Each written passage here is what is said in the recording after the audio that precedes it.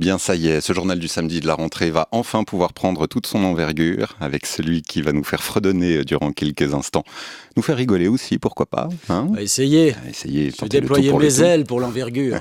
Voilà. C'est Pascal Bernheim. Bonjour Pascal. Bonjour. Vous avez passé un bel été? Mais oui, et vous? J'ai fait de la radio. J'ai fait de la radio le soir avec des chansons, tout ça, c'était formidable. J'ai eu beaucoup de chance. Vous n'êtes pas plus bronzé qu'il y a 2 mois, par contre. Ah bah non, j'avais pas mis ma lampe UV dans le studio, donc non. Donc j'ai eu de la chance, mais s'il y en a un qui a de la chance, c'est Jean-Charles Legris, conseiller communal de La Chaux-de-Fonds, qui, je vous le demande un peu, qui n'aimerait pas être payé 15 000 francs par mois à ne rien faire? Eh oui, à plus forte raison quand c'est le contribuable qui casque. Personne. J'irais moi-même jusqu'à dire que je l'envie, Jean-Charles Legris. Malheureusement, je n'ai pas sa chance, non. Car il eût fallu d'abord que je fusse élu par le peuple souverain, ce peuple souverain qui lui paie aujourd'hui ses 15 000 francs de salaire mensuel à ne rien faire.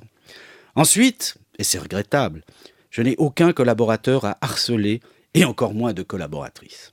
C'est dommage. Oui, c'est dommage. Je ne peux pas même vous harceler, vous, Sacha. Non. Vous, le producteur. La main qui me nourrit d'un œil et me surveille de l'autre. Ça ne s'harcèle pas, un producteur. Pas tous les jours, disons. Non. Quant à nos sœurs et frères inférieurs de la technique, je me garderais bien de les vouloir persécuter.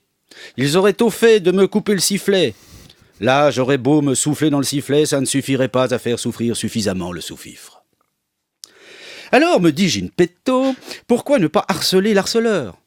Pourquoi ne pas tourmenter Jean-Charles Legris lui-même? Eh bien, pour 2 raisons simples. Si simples d'ailleurs qu'un élu UDC de base les peut saisir sans effort.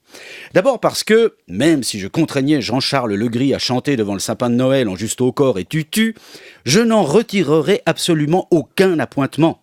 0 francs pour moi, par mois. Ensuite, je n'y gagnerai qu'à m'attirer la colère du susdit, doublée peut-être d'une vengeance qui s'en pourrait aller jusque devant la cour. De justice, pas de récréation. Non. Car Legris nie, en bloc. Pourtant, un audit, grâce auquel près de 50 personnes ont été entendues, un audit révèle, d'après ce on en sait, des problèmes de harcèlement, de comportement attentatoire et d'humiliation publique, certains témoins allant jusqu'à évoquer des envies de meurtre ou de suicide.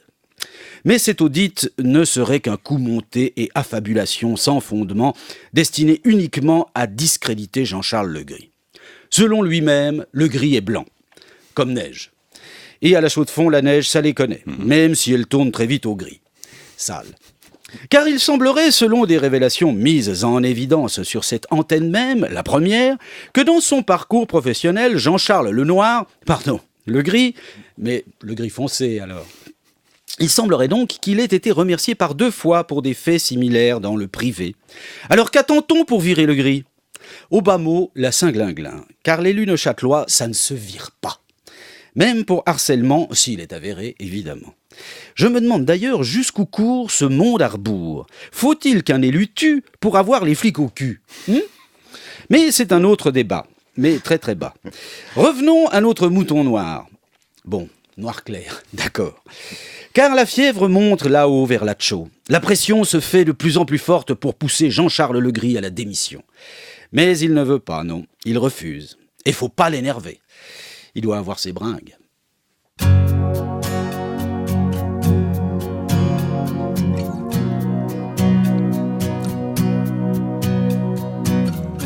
Il te fera chanter comme un enfant bien sage. Refermer ton caquet, même si tu n'as plus l'âge. Tu maudiras 100 fois, mais tu as peur, d'accord. C'est Legris.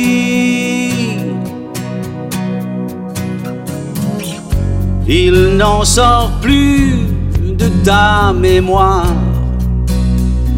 Ni la nuit ni le jour, il se cache derrière ses bobards. Et toi, tu appelles au secours.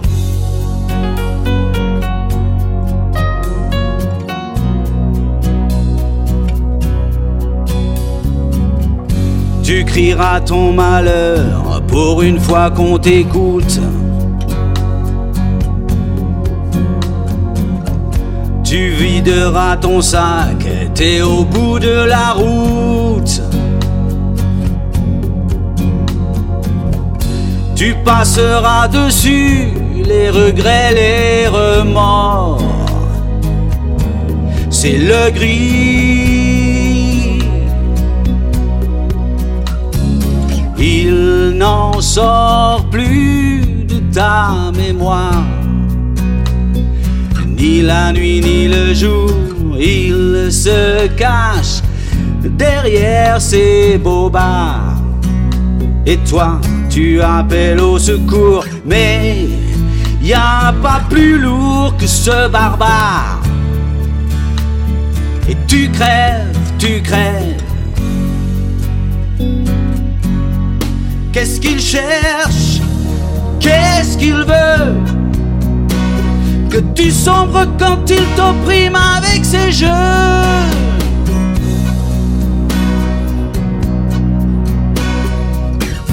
Je t'écouterai me dire ces délires si cruels,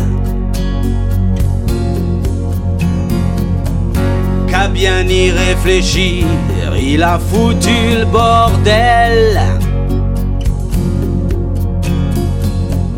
Que vous tous assemblés, vous êtes bien plus forts que le gris.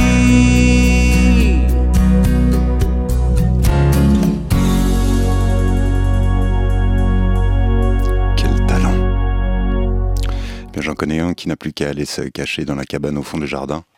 Oui, ah non mais je ne sais pas parce que non, je ne sais pas, il fait comme il veut. Oui, oui. Non, moi je suis juste là pour amuser. En tout cas, il y en a un qui a retrouvé son âme de poète durant l'été. Bravo Pascal Bernheim. J'espère ne l'avoir pas perdu. Ou alors oui, bon. Bon week-end, à la semaine prochaine. Vous aussi, à la semaine prochaine.